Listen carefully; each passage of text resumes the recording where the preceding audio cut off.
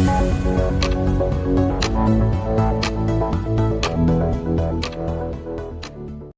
को लेकर के और 13 महीने से आंदोलन करते चले आ रहे हैं। उनकी बोली को कहना है किसानों का कि मेरी मांगे नहीं पूरी हो रही है आज, इसलिए मैं इतनी तादाद में यहाँ पे आया हूँ। आपका क्या कहना है?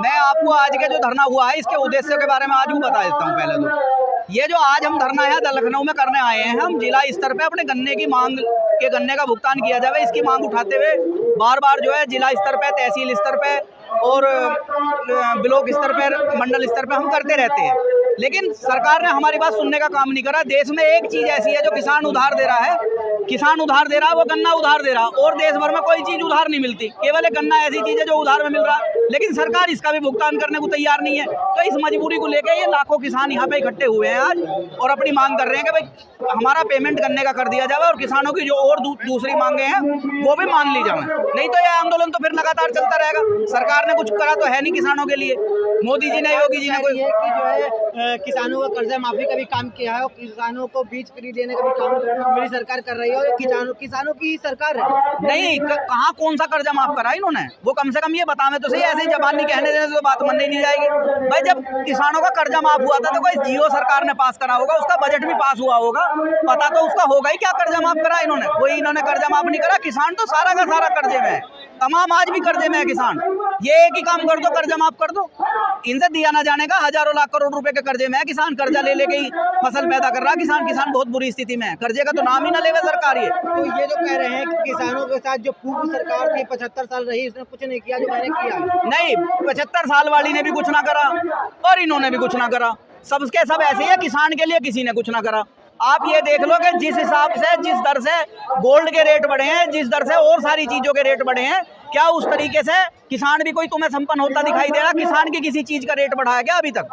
आप देखो ना महंगाई, पेट्रोल से आकलन कर लो, डीजल से आकलन कर लो, गोल्ड से आकलन कर लो, किसी चीज से तो हमें जोड़ो, कम से कम पता तो चले कि किसान कहाँ है, व्यापारी व्यापार कहाँ खड़ा है।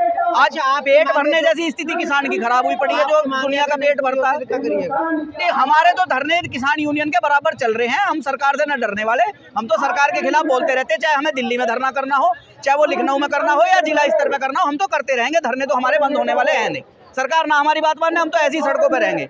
तो अभी तो 24 के इलेक्शन भी है, 24 के इलेक्शन में इन्हें बिल्कुल झटका दिया जाएगा। 24 के इलेक्शन में बहुत ज्यादा नाराज है किसान, ये तो मोदी जी को, योगी जी को देख लेना चाहिए कि बहुत ज्यादा किसान जो है नाराज है, भाजपा सरकार से बिल्कुल नाराज है। क्या ऑप्शन बचेगा?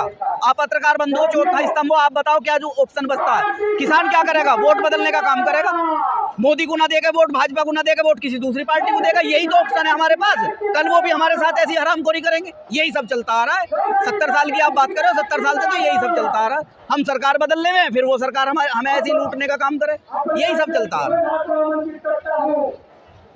आज किसान काफी तादाद में इकट्ठा हुए हैं और उनको लेकर क्या कहना चाहेंगे, किस मांगों को लेकर आज यहाँ पे आए हैं?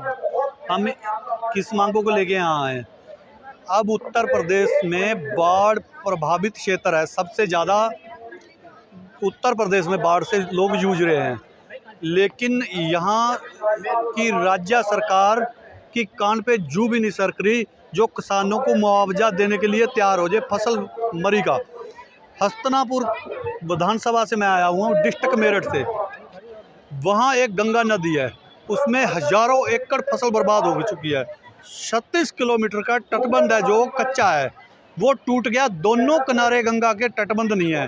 गंगा ने बाढ़ से क्षेत्र बिल्कुल तबाह कर दिया, एक तिनका भी गन्ने का या मूंजी का या किसी चीज़ का भी नहीं है वहाँ। उन किसानों को 13,000 रुपये एक हेक्टर का मुआवजा देने की बात कर रही है सरकार।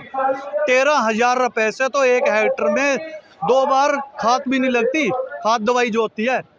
लेकिन हम मांग रहे हैं कम से कम 50,000 रुपया एक हेक्टर का होना चाहिए, ताकि दोबारा उसमें फसल बोई जाए ढंग से। घाटा तो पूरा हो नहीं सकता 50,000 में हेक्टर का, लेकिन दोबारा फसल बोई जाए, किसान अपनी जेब से दोबारा फसल ना बोए, ताकि डबल मारना किसान को पड़े। एक तो फसल मर गई, दूसरा अपनी जेब से दोबारा फिर बुआई करेगा, किसान नुचट जाएगा। एक बुआई के चक्कर में छोटे छोटे बच्चे होते हैं किसान के, चलो परिवार पालना होता है उसके चक्कर में, उलझने के चक्कर में परिवार के बेचारा पाल पोषण करता रहे, यहाँ की खेती के चक्कर में परिवार ना पाल पाए। ये ऐसा नहीं होना चाहिए। हम सरकार से कहते हैं अपना परिवार भी पाल पाए किसान और अपनी खेती भी कर पाए किसान, ऐसा सरकार को करना चाहिए। आगे पूछो।